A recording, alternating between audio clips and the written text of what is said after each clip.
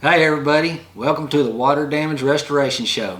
I'm David Vick and I'll be your host. Water damage restoration jobs are expensive because they cause mold. And to prevent that mold from growing in your house, it takes a lot of work. It's sort of like having a car wreck and taking your car to the body shop, except it's a house. And houses are usually more expensive than cars. That's why people usually have water damage restoration on their insurance policy. Sometimes when people get their houses or their homes flooded, for one reason or another, they'll find out they're not covered on their homeowner's insurance policy.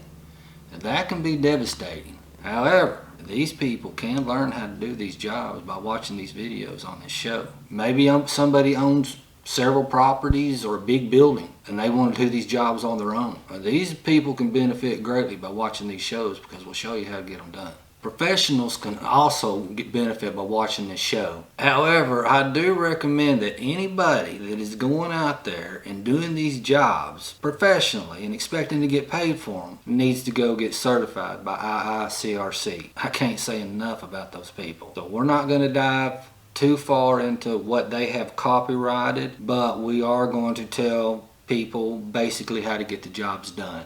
And if they have to, they're going to be able to get it done by watching these shows.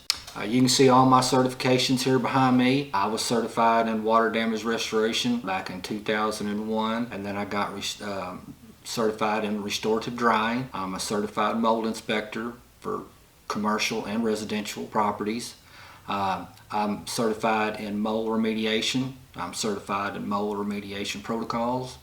I'm a level 1 infrared building surveyor, and I do recommend anybody that plans on maintaining a successful business over the long haul really needs to get certified in all these areas, because you're going to run into problems. There's going to be people trying to accuse you of their pre-existing mold. You just come in and dry a little spot, next thing you know they're accusing you of being responsible for their mold. So we're going to show you what you need to do when that situation comes up, because it's happened to us.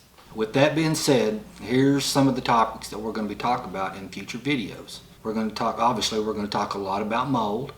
We're going to talk a lot about the equipment, how to test, and how to document these jobs. We're going to talk a lot about how to minimize secondary damage in general and how to prevent mold growth in particular. And somebody that didn't even actually have a water leak in their house, but they want to have healthier air to breathe in their home, better indoor air quality, they're going to benefit greatly by watching this show, because we're going to talk a lot about what mold is, how it works, how you get it in your house, how you prevent it, and what to do if you do get it, unfortunately. And it's difficult, it's expensive to get it done, to pay to have it done. So the best idea is to not get mold in the first place. And that's our job, and that's what we're going to talk a lot about on these shows. We're going to talk about air movers.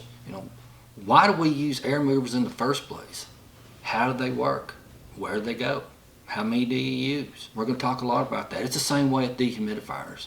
How do they work? What do they do? How do you use them? Where do they go? We're going to talk about that. And then the testing equipment. How does the testing equipment work? How do you test the air? How do you test the contents? How do you test the surface areas, concrete, walls, cabinets?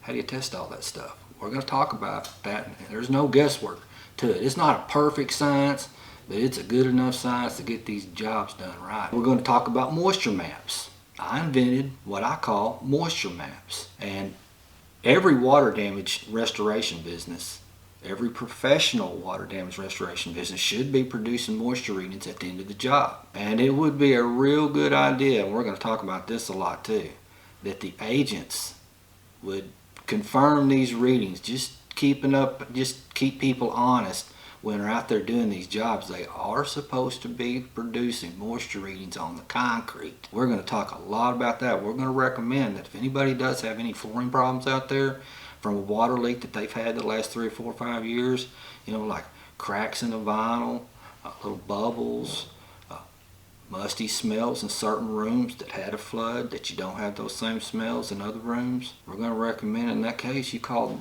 your insurance company if they sent somebody out and asked for the moisture readings, especially the moisture readings on the concrete. They're supposed to have them. And we're going to talk a lot about insurance claims and insurance companies. Most of the time when you have one of these jobs done, and you wind up using your insurance because, like I say, there's a lot of work to be done. It's expensive. People do tend to use their insurance. Not always, but they tend to. Now, unfortunately, there's a lot of corruption on the insurance side of these deals. These companies usually like for people that have had a water leak in their house and they're covered under their insurance policy, they're going to want them to use what's called their preferred vendors, which that's fine, but you want to be double checking the moisture readings. Another thing is the insurance companies want you to use their app to produce the invoice for payment. There's nothing wrong with the app. It's the people that use it and the way they manipulate it against people that don't work for them. So we're going to talk a lot about that too. Exactly how these charges come out, what's fair and what's not. What do you itemize and what do you not itemize?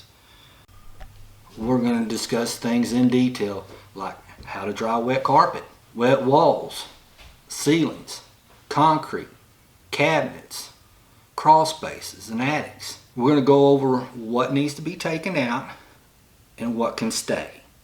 And if you're going to remove something, when's the best time to remove it? Like baseboards. Do you remove the baseboards when it's wet, or do you wait a little while until it's pretty much dry? We're going to go over how to take out various things like carpet, wet carpet and pad. What's the best way to do that? Laminate flooring, vinyl flooring, hardwood floors, walls, ceilings, and insulation. We're going to cover all those type of things and let you know kind of what you go by to determine whether you're going to take something out or whether you're going to leave it. What if you take off a baseboard and there's mold back there? What are you going to do about that? We're going to talk about stuff like that. We don't give legal advice, but I can tell you what I would do. I can tell you what I've done in the past. I can tell you what kind of things to think about before you go start removing something like that, like a baseboard that might have mold behind it. Another area of concern is drainage problems. Everybody needs to consider when they're thinking about purchasing a new home or building a home is the drainage. It can be a real problem, and we see it a lot. Moisture can enter the home from the outside from poor drainage issues. It is a common problem, and it's a problem because that moisture that comes into the home can cause mold. Mold is the main reason there is water damage restoration industry in the first place. Mold can be a real problem. So we're going to talk a whole lot about mold and how to prevent it from growing in your home or business after having a water leak. That's it for today, folks. This was just a brief introduction just to kind of explain to everybody what this show's about and what we're going to be talking about in the future. I need you to do me a favor. I need you to hit that like and subscribe button. And for all you people that are new to YouTube out there, YouTube is not going to send you a bill or want your credit card information for hitting that subscribe button. It doesn't cost any money. All it's going to do is you're just going to see our videos more often as you're scrolling down the screen. We need you to hit the like and subscribe button, please. Thanks again, everybody. We'll see you on the next show.